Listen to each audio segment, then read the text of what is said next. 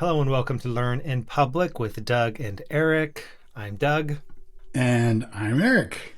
And on this show, Erik and I support each other on our journeys as online creators, online business builders, chat about what's working, what's not, and what's next for each of us in the hopes that we might support you as well if you're on a similar journey. Because I think, as Erik and I have found, the themes that anyone doing creative work or kind of building a solo or small scale business, we all kind of encounter the same challenges.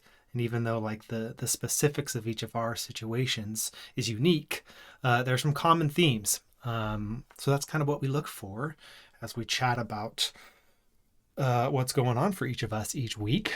I am in the hot seat this week, so I'm going to throw it to Erik for a bit of an update. How are things going, Erik?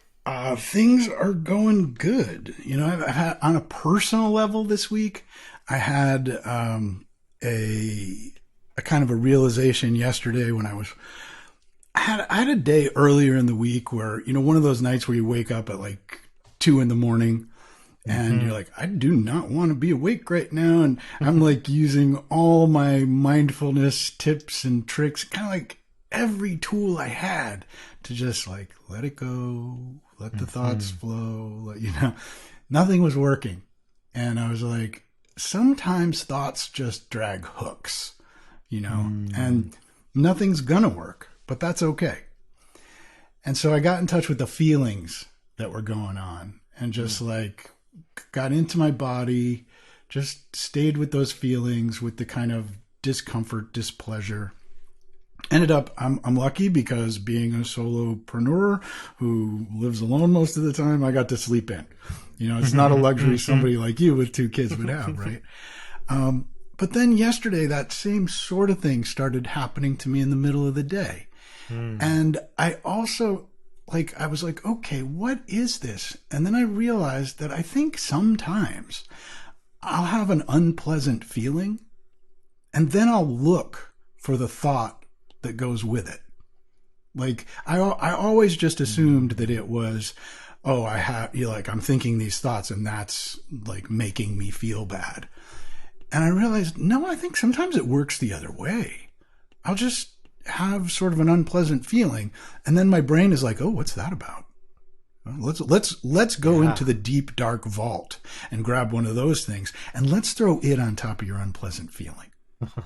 And there's just nothing less good for me, or like there no good comes of that.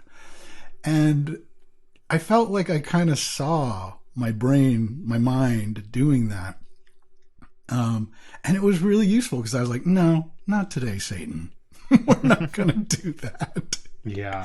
And I went back to the feeling. I was like, the feeling I can deal with. It's just, that unpleasant in the pit of your stomach feeling. It's not like I'm going to throw up or I'm going to die, but it's that, this doesn't feel good.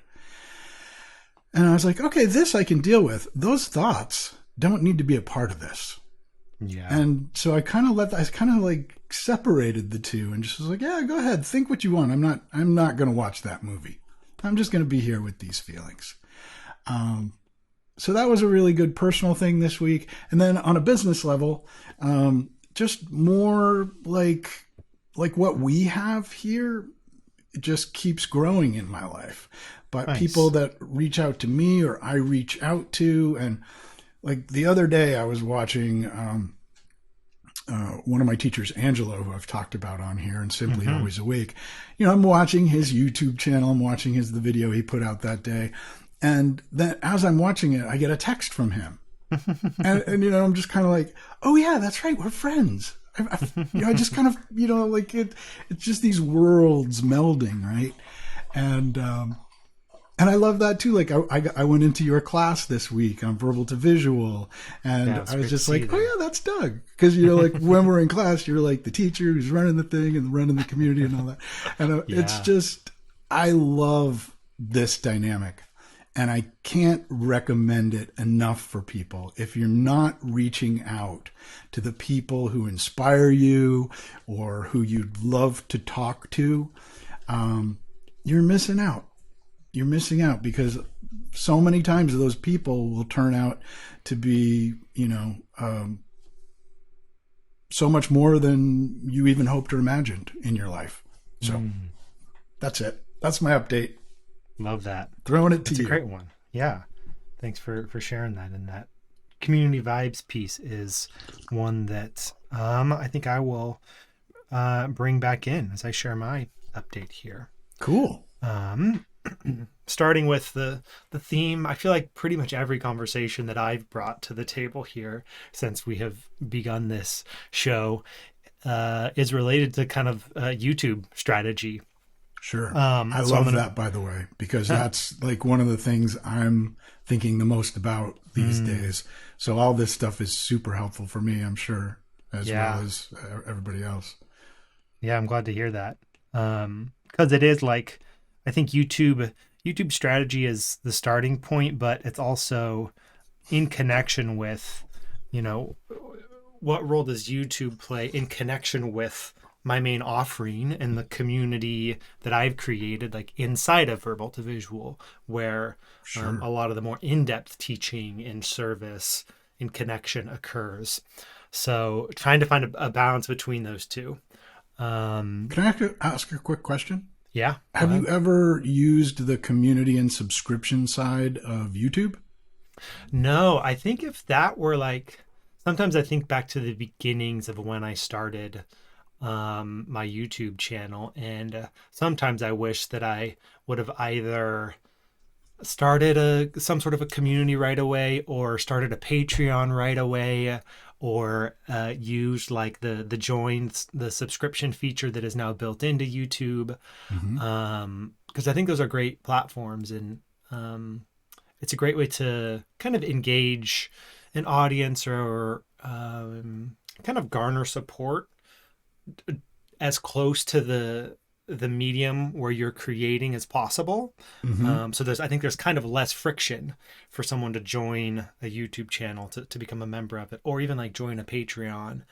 Yeah, I don't know about the Patreon. There's I've had a maybe Patreon a for little a bit different. while. So Yeah. I don't think Patreon's any different than like Mighty Networks and stuff like that. But I get what you're Yeah. saying about the YouTube channel. Yeah.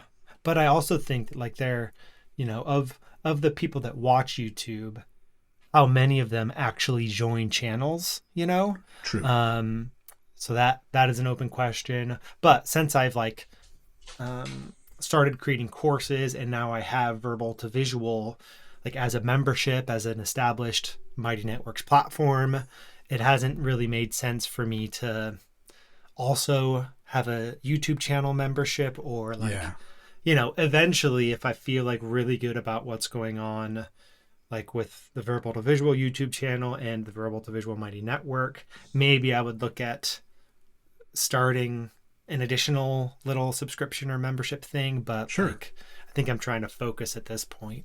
Yep.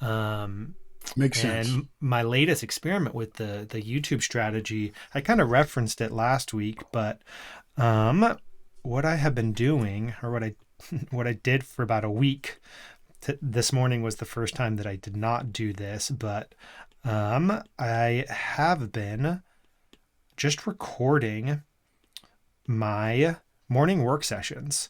So I've got this overhead camera set up. My space here is fairly well set up to do recording of anything from the top down. So I kind of like each day decided the night before, what do I want to work on the next morning? And sometimes it's been like doing some sketch notes of a book. Sometimes it's been sketchnoting a podcast. One day it was doing some work on a course called digital sketchnoting. One day it was trying to plan out how I'm going to navigate an update to Mighty Networks. I think you watched I that did. video. So this was like getting really into the kind of learn in public mentality of, why don't I just document the process of what I'm working on that day, or at least a piece of it, and turn that into a video that I put out there. The daily cadence, in the beginning, I really liked it, because, I would do that recording ended up being like at most an hour of recorded video from that morning work session. And then I'd have to come back later and kind of look through that and do another recording session where I'm talking through whatever I worked on. And then I have to edit those two together. Right. So to do all of that within a given day, and also the other work of, engaging within the verbal to visual community, having workshops there, doing all the customer support stuff, Mm-hmm. if I were like always in my like best case energy levels and motivation, and if like kids weren't sick and had to stay home from daycare, like if the situation was ideal, I could maybe keep up with that schedule, but I don't think it's realistic to do that type of daily video creation. As much as I kind of like that model, or yeah, there are some things that are appealing about that model, and I'm glad I kind of tasted it this week. But I don't think it's sustainable. So I'm kind of thinking about like, okay, where might I go next? Like, what's my next YouTube strategy experiment? Mm-hmm. And one place my mind is going is kind of like the opposite direction of this approach of just recording a work session every day. And this new strategy, or this potential new strategy, part of it comes from two places. It comes from why I first was interested in sketchnoting. And it also comes from what seems to have worked well in the past regarding making YouTube videos. Mm-hmm. In terms of the ones that seem to have like the biggest lifetime value. Um, you know, sometimes I try at varying times. I like sometimes I pay a lot of attention to like analytics inside YouTube. Sometimes I try not to care about it, Mm-hmm. but it can be useful to look through like your videos over the past year or couple of years and like which ones perform well, like which ones are continuing to get views over time, which ones bring in some income, which ones bring in subscribers. Mm-hmm. And one category that's done pretty well are like visual book summaries. Um, I That did makes a sense. visual summary of the book Essentialism by Greg McKeown a couple years ago. And right now, that's like my best performing video um, today, even like as I look back over the past week or over the past month, like that's the video that's getting the most views. Hmm. So, and that's also, bringing in some revenue, bringing in some subscribers, and hopefully also bringing in some people into kind of the verbal to visual community. Um, uh, so my thought is to maybe lean into that, and for a while at least I think focus that's a great on, idea. yeah, just doing visual book summaries. Um, Have you made a playlist of all your book summaries? Kind of. I have a playlist called Sketched Summaries, Mm-hmm. which book summaries are, Part of I it. live in that playlist, but there are some other uh, yeah, most of them are book summaries actually. Sometimes they're like podcast episodes, but Sure. and I have that ordered by most viewed.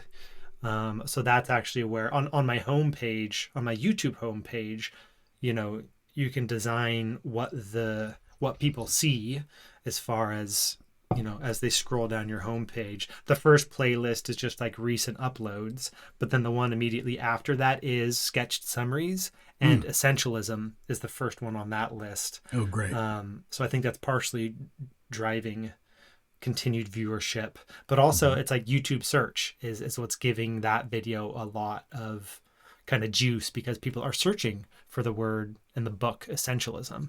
Okay. Um, so uh, I can tell that what's challenging about that is that like it's a lot longer of a time to wait for the payoff to occur, kind of in a couple of ways, because those book summaries are going to take me longer to make. because I have to read the book, I have to sketchnote the book, I have to draft what I want to do with the visual summary. The recording and the editing process take longer. And since I would be making videos less frequently, it's easy for each video to have more pressure associated with it, Right. as opposed to these daily ones where it's kind of like, I made this today. If it doesn't perform that well, that's okay, because I'm going to make another one tomorrow. So there's a difference there in the at least immediate payoff. But I really do think, or at least one hypothesis potentially going into this, is that it is those visual book summaries that will have the biggest payoff over time. Well, of course, another option would be you could sketchnote summaries. You could Just go sketchnote the summaries of books. Man, that would be an interesting layer of like, yeah, get the Sparks Note version of it. Or, actually, I mean, like, I was sort of half kidding, but now that as I'm saying it, I'm thinking a lot of times for books that I want to read for the podcast, if I don't know the book, I'll go and look for a summary, so I don't have to read the whole thing or whatever.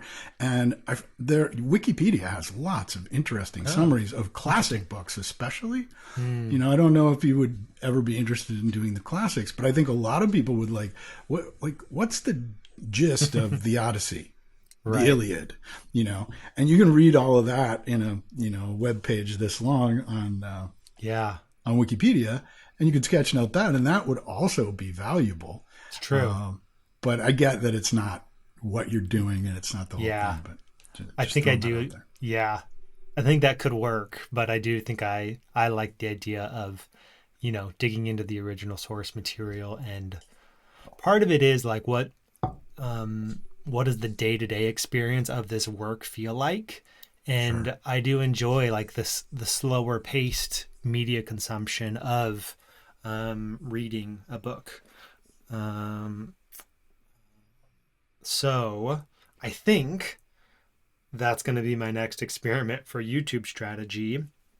What I want to bring in next is like kind of connecting it to community vibes, and an idea that really just came up this morning for the kind of Mighty Networks redesign with their introduction of spaces, which gives hosts more flexibility around like what's going on within the network.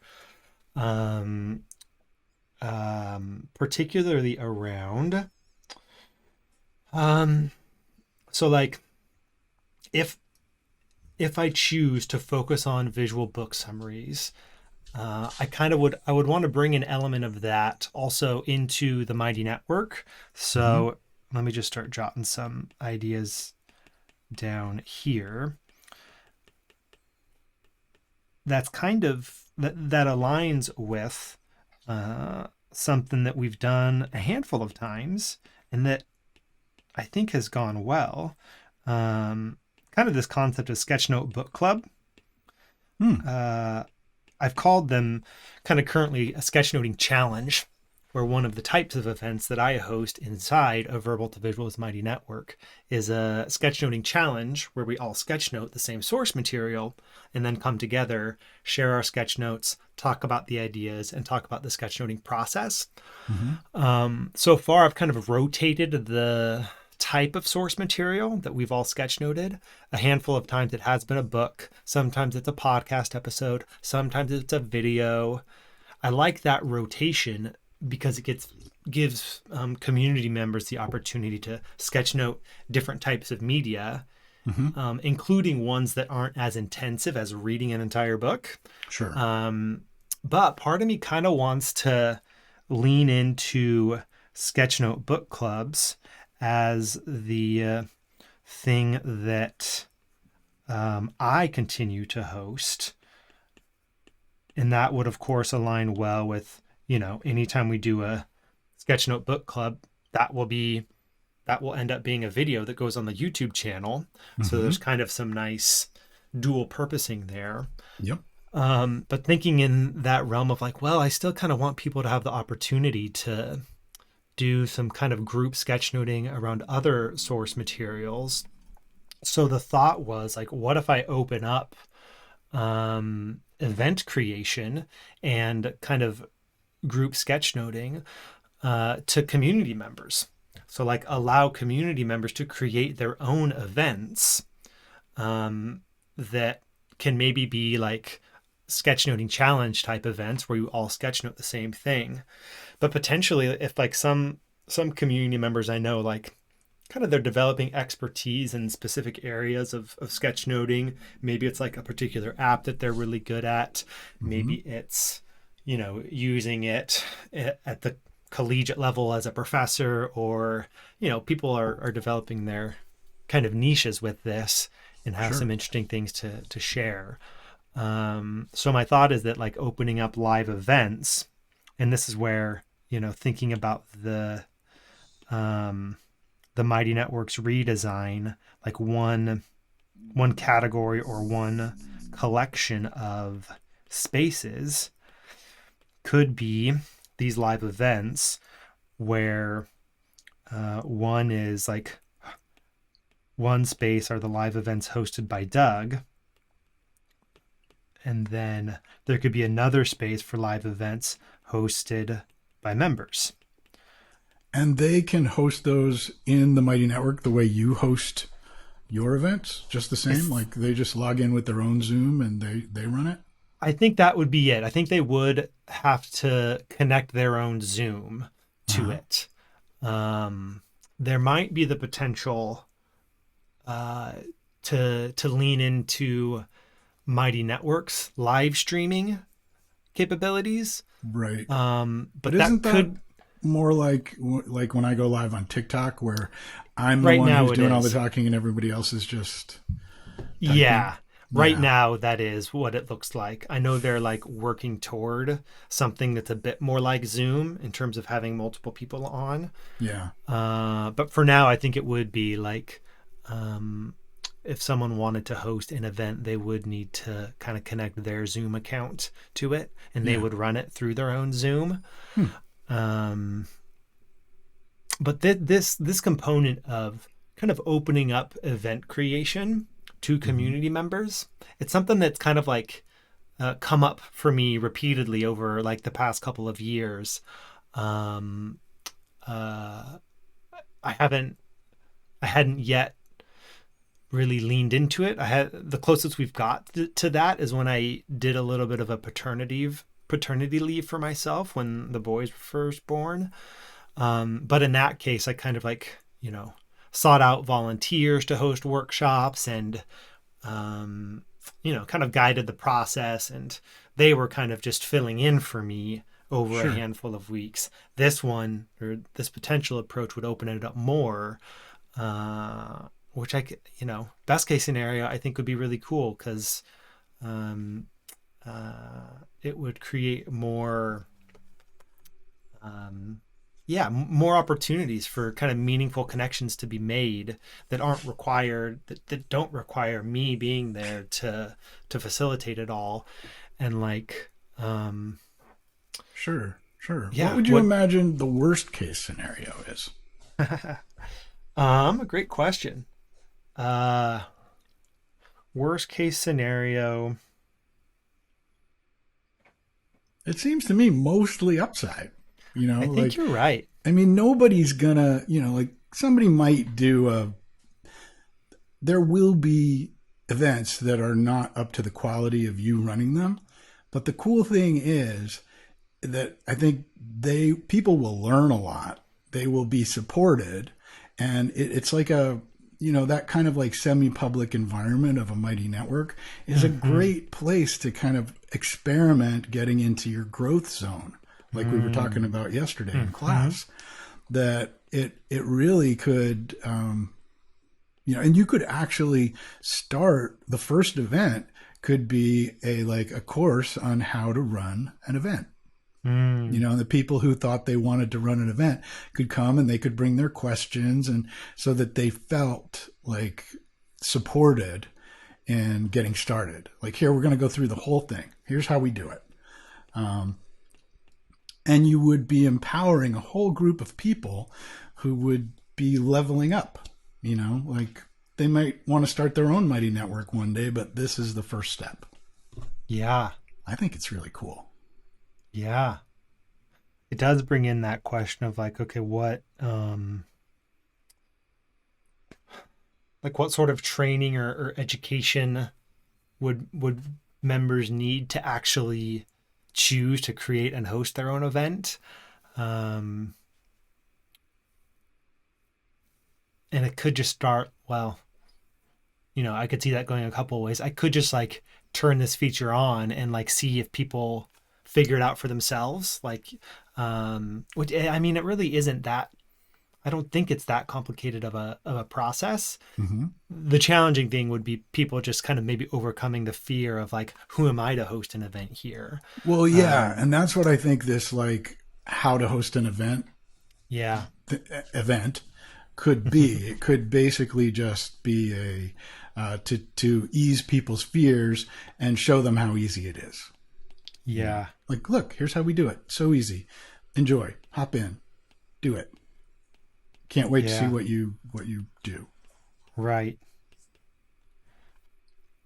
Part of me thinks too that um, I know that there are, or I'm imagining that some of the folks that have been a part of the network for a while and that have participated in Zoom calls and that are comfortable with the technology, like I have a handful of people in mind who would probably like jump right in or who might jump right in to host an event. Mm-hmm. And part of me thinks let them get the ball rolling because I think they will be good examples of what member hosted events can look like. And then for new folks coming in, they'll be able to see from what those folks do, they'll get a feel for what member hosted events might look like. And Sure. then at some point, maybe would hop on and host their own event. Well, and you could also, have those first people be like, moderator coaches type people, Mm. who you could have a section of the site devoted to questions about hosting your own event. And people could answer, well, this is what I did. And again, that kind of like letting people Mm. support people. Hmm. Yeah. Okay. So I think what might be interesting to do here, since, if we go with each of these as each of these would be their own space. So it might be fun here to play around with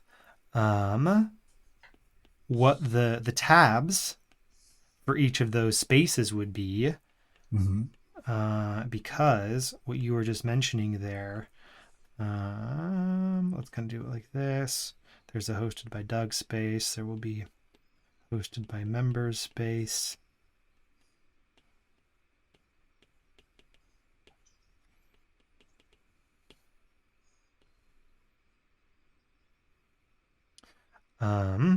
So maybe the hosted by Doug would have uh,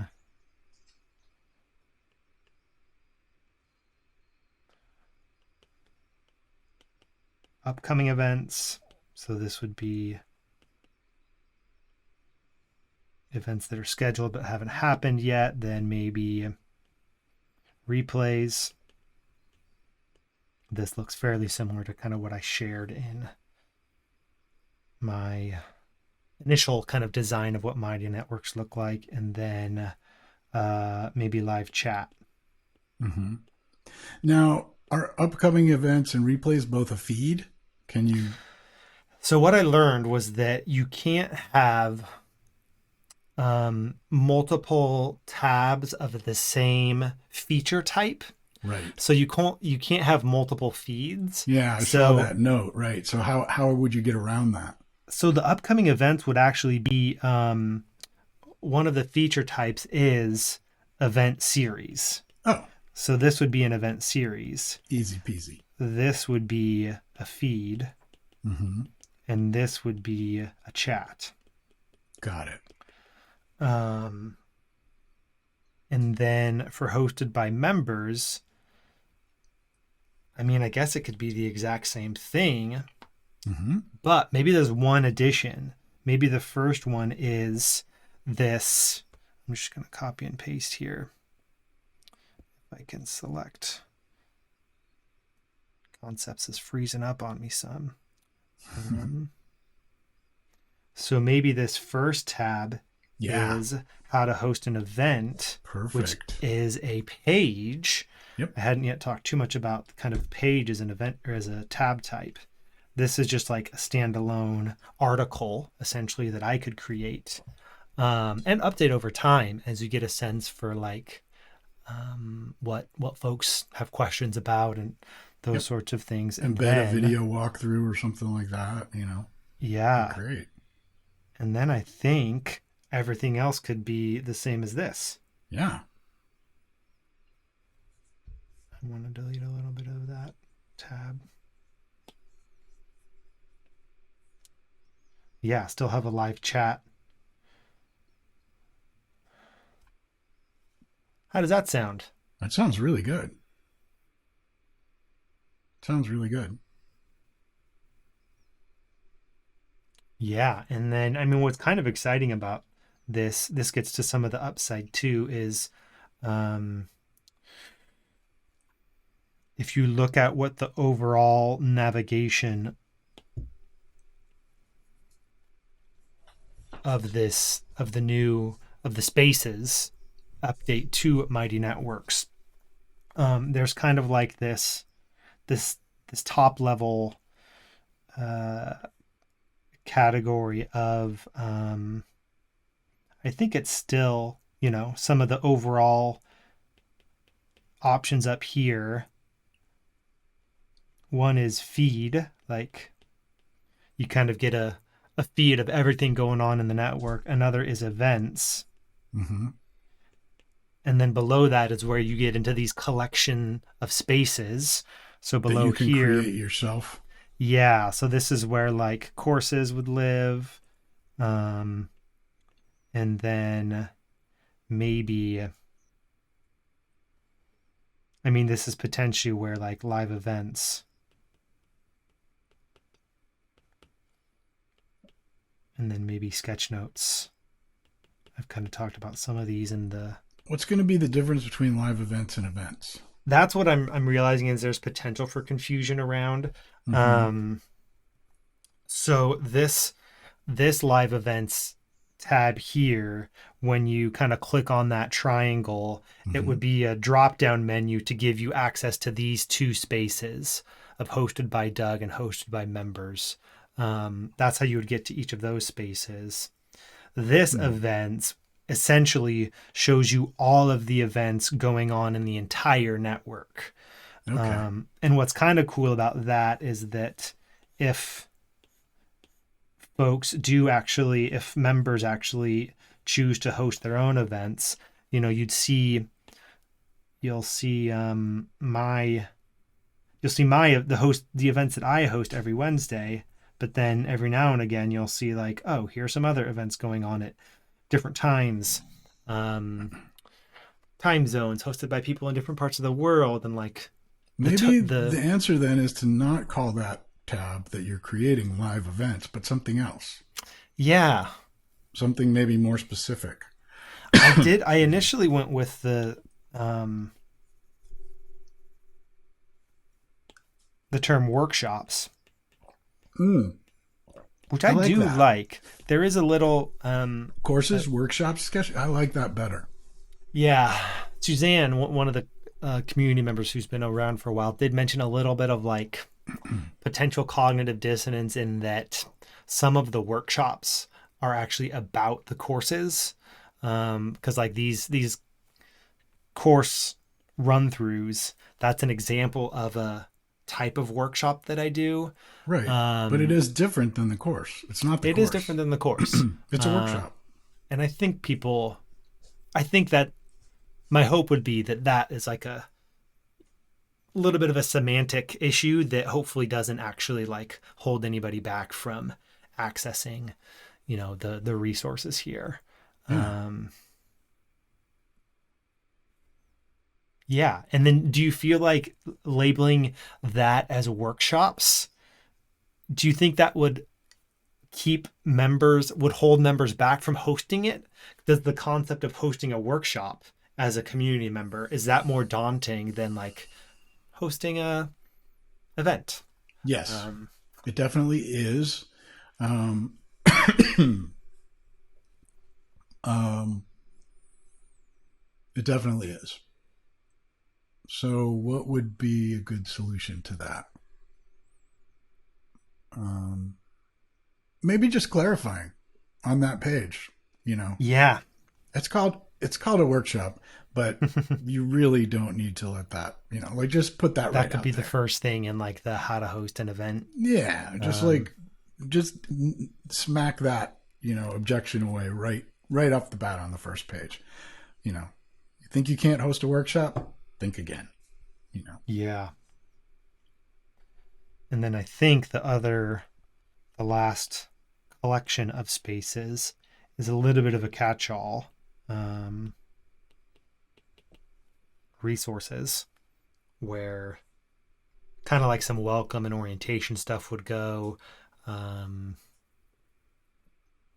yeah, there's a handful of things that would go in that What collection else of spaces. would go in there With other than the welcome within and resources, yeah? I think what are the things that I identified there?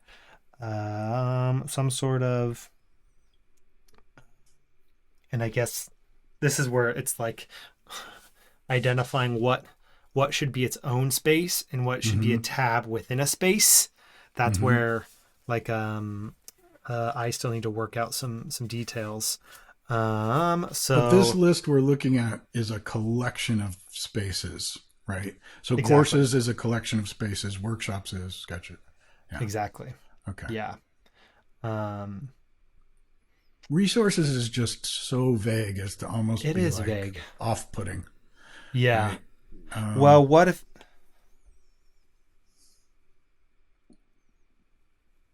Yeah. What if it's just like maybe instead of resources, something like welcome or orientation. Sure, Um, put it right on the top. Welcome, you know.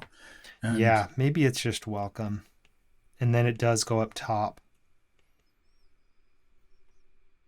are you still going to have the like the walkthrough? The kind of the checklist, the Yeah, the welcome checklist. checklist. Yeah, Yeah, I great. think that is Yeah. still a feature. I'll kind of have to redo it, I think, once we nail down what this new structure looks like. I think Sure. that'll be the point when we redo the welcome checklist. Um, there's also something else that just came to mind. Is there something that Welcome doesn't have a home in messages. these four collections? That's what I think I'll have to spend some time thinking about.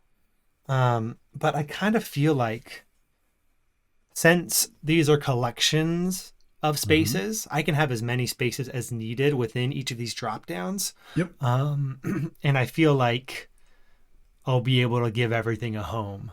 And I kind of think I don't want any more drop downs than this, Mm-hmm. because I've seen a little bit of what some other folks are doing with this spaces update, and some of the initial things I'm seeing kind of like create more confusion than helpfulness. So I'm a Yeah. fan of like simplicity over complexity. So Same. um, I think what I'll try to do, and this is probably what I will do later today after after our call, is like see if I can kind of fit everything within these four collections. Cool. Yeah, I think that looks so nice and clean, and um, yeah, I like that. Yeah, this is good. This was helpful. It's kind of like, well, what I like about this conversation is it's potentially resolving a couple of like issues that have been bubbling up and like aren't yet settled for me. Yeah. Um, and again, this is all, it's still going to be an experiment. I have to remind myself of this anytime, I'm changing something up or trying to make something work better, including like my YouTube strategy and then also the kind of community and course offering strategy. Mm-hmm. Uh, Yeah, we should probably mention Mighty Networks more in our like descriptions and hashtags and stuff, because I'm sure there are so many people on Mighty Networks right now that are looking for advice, and there aren't a lot of great places on the web to get good Mighty Networks advice, strangely enough. Yeah. And we talk about it almost every week. So We do. yeah. We do. Yeah. Yeah. I think maybe we'll work Mighty Networks into, I mean, I'm kind of thinking of the title for this episode being something like Mighty Networks and YouTube strategy, or Yeah, like that's great. something around that topic. Because Yep. I mean, that's exactly what I'm trying to figure out, like how to blend those two things together. So Perfect. that can be our title for this. Anything Look else at you us think that, optimizing our SEO. I know, right?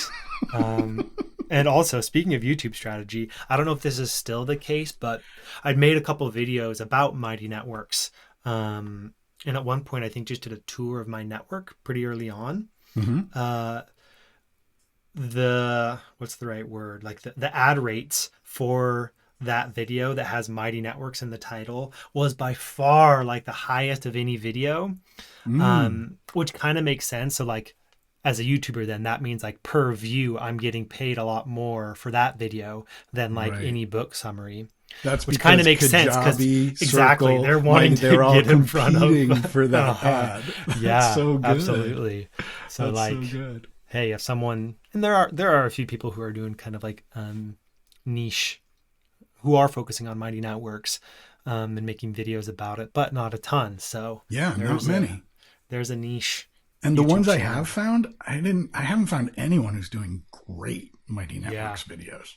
Like you can find a lot of good stuff about ThriveCart online, but not a ton of good stuff about Mighty Networks. The other good thing about this, and it might actually at some point be worth doing like a whole season that is Mighty Networks focused. For lots of reasons, because there's so many people who need the help, and it could really, like it could be great for so many reasons. But it would also, you could do we could do a affiliate account and kind of like walk new people through it. This is one thing I've seen people do with ThriveCart. Like ThriveCart pays a really good affiliate bonus. So people will do videos like getting started with ThriveCart. And then they're like, if you use my affiliate code, you'll get $300 worth of extra videos and templates, when you sign up. And that can all come as an automated email from ThriveCart. And it might be the same with Mighty Networks. I don't know. Yeah, so I actually am a Mighty Networks affiliate. I'm part of their program, and well, I think pimping your networks. Well, yeah, we can definitely be like exploring that here. That also like, I mentioned how maybe once I get feeling good about the Verbal to Visual YouTube channel and the network, like then maybe I can start a new YouTube channel, this niche. Right. There is something I already want to start. So because of this conversation, and also like we're currently going through Learn in Public within Verbal to Visual. So like right now I want to make a new YouTube channel just about Mighty Networks so that I can share some of this, like, and maybe scratch that itch of just showing my process and putting more videos out there. Yep. So like if the focus on visual book summaries and this community structure, if there ends up still being enough like margin in my schedule, maybe that's when I start a Mighty Networks focused YouTube channel that's all about learning in public and all about just like sharing the details of how I'm structuring mine. Well, I have a question for you. What is the what's the commission from Mighty when? Pretty good. It's either like 40% or 50%, like in that range. 40%. So if somebody, is $40 a month, if somebody signs up for the, or more if they pay monthly, if they sign up for the pro level business plan. So like I'm like thinking, what could you give as a perk, like to get people to use your affiliate link? Yeah. I don't know if I'm not from what I've seen, I don't think they have that built into their affiliate program. Um, as They far don't as, have like follow where my link to get 30% off. Maybe it is. I haven't maybe looked into it enough, but no, no, no. I'm not thinking like to get 30% off. I'm thinking to give folks to use your link. So, for example, if I mm, come to see your thing on Mighty Networks, and then I'm like, okay, I'm in. I'm going to do this. I'm going to get this network. And I use your link and I just pay the regular price. I get a thing, an extra thing from you. This is what the yeah, Thrivecart people do. They're I see what like, you're saying. I'm going to email you a whole bunch of templates and a There you go. few videos that are just for, they're your affiliate Yeah. bonus. Well, and here's where like merge it with sketchnoting. I like provide this one pager to help people figure out the structure of their Mighty Network. Totally. Um, Totally. okay. Last bit just to follow this thread, because Okay. why not? Um, if I choose to start this kind of learn in public YouTube channel talking about Mighty Networks, what should it be called? It should have Mighty Networks in the title. Uh huh. Um, you could call it Learn Mighty Networks. Yeah. Learn Mighty Networks. I'd watch that channel.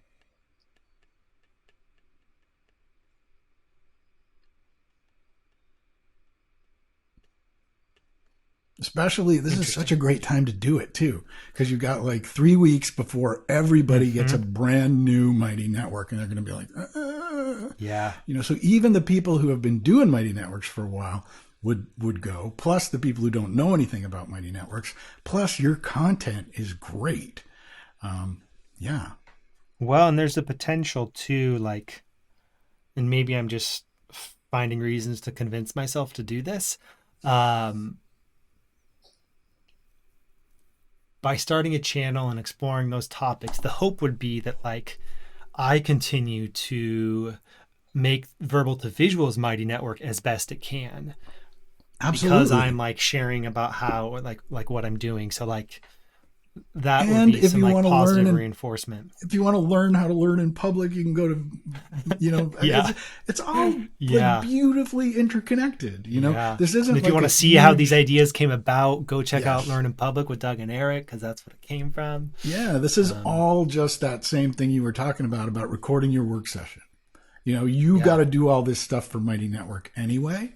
Hmm. And so what you can do is do just the first few episodes, cover the basics.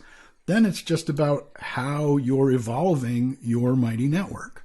Hmm. So it's stuff you're doing anyway, kind of like we started this. It's a light lift. We were going to have these talks anyway, so let's Hmm. just hit record. Hmm. And I like it. that's far more monetizable, Yeah. Ooh, which is and nice. like, We like monetizable. yeah, yeah. And that's part of like, um, that's why I've also been so focused on like wanting to improve my YouTube channel and with what's going on in the network, because both of those places, like the YouTube channel revenue and verbal to visuals Mighty Network revenue, they kind of Hmm. like they've been stagnant, they've been Oh, yeah, I know what consistent. that's like. They've been consistent, but stagnant, Right. and I would like for there to be growth. Yep. um, yeah. One thing I'll say about that is I've also realized the same thing with the podcast, over 3 years. When you look at it, it's up and then it's sideways and then it's up and then it's sideways. And a lot of times the things that I have like done to try to get it to go up have zero effect. And Yeah. then other times it just goes up, Right. So I would imagine YouTube channels and Mighty Networks are somewhat the same.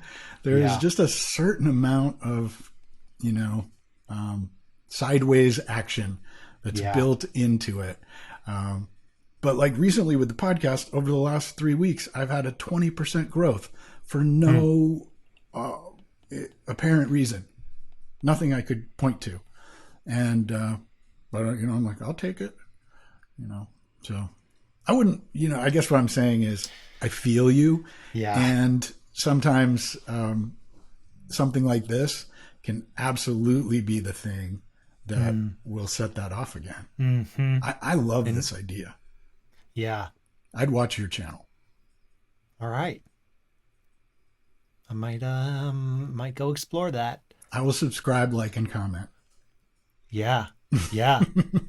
And this could be, what I've done with this could be my project, my little personal case study to keep me close to the experience of verbal to visual community members right now who are going through the Learn in Public course. Mm-hmm. Um, Mm-hmm. yeah, so that could be interesting too. But I also noted there, like, one thing that could be a component of the Learn Mighty Networks YouTube channel, just like interviews with other Mighty Networks hosts, because like they're gonna want to come on, or the appeal for them would be to like get their network out there, let people know what it's about, and Absolutely. it aligns with the purpose of the channel. Yep. Yep. And that goes back to what I was talking about at the beginning, where when you create those connections with people, the most amazing things come out of it. You know, Mm-hmm. you can sit alone all day going, oh, I wonder if this would work, or I wonder if that would work. But it's really about connecting with people and like that synchronicity that comes out of that. So Yeah. I think that's an amazing idea, Doug. Mm. Awesome. I'm gonna play around with it. Woohoo! Thanks, Eric, for chatting today. This was great. This was extremely helpful for me. Good for me too. For me too. Even though I don't have my Mighty Network, I mean I have it, but it's secret. Yeah, getting it set up. And I think you maybe mentioned this. Are you gonna wait until Spaces has rolled out Yeah, and like let yeah. that kind of solidify before I you also have two hop more in and weeks of finalize things? coaching. Yeah, with this fellow that's helping me like put the whole strategy for Awaken Your Myth together. Nice. And he's done tons of Mighty Networks. So Cool. I'm going to take his advice kind of on, like the best way to start it. Yeah. So we'll see. Nice. That's awesome. That's exciting. Yeah, it'd be fun to continue hearing how that goes. Yeah. Well, let's wrap it up for this week, huh? I think that was a very good session. Yeah. Thanks everyone for watching, and we'll catch you again soon. Yeah. Thank you. And we'll see you next week, Doug.